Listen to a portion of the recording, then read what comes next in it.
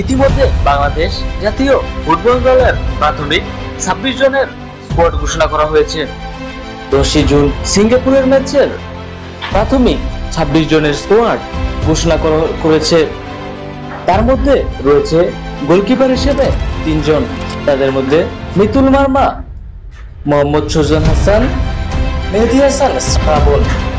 Defender হিসেবে রয়েছে মোহাম্মদ শাকিল আহাদ তপু, মোহাম্মদ জাহিদ হাসান শান্ত, রাহাত মিয়া, ইসা ফয়সাল, তাজউদ্দিন, তারেক কাজী, তপু বর্মন ও সাদউদ্দিন।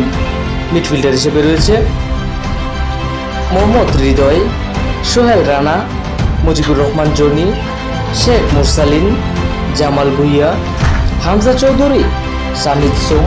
আর forward defender হিসেবে রয়েছে হামিদুল ইসলাম, ফয়সাল আহমেদ ফাহিম, রাকিব হাসান, ইমন শাহরিয়ার, মোহাম্মদ ইব্রাহিম, আলামিন এবং সুমন রেজা।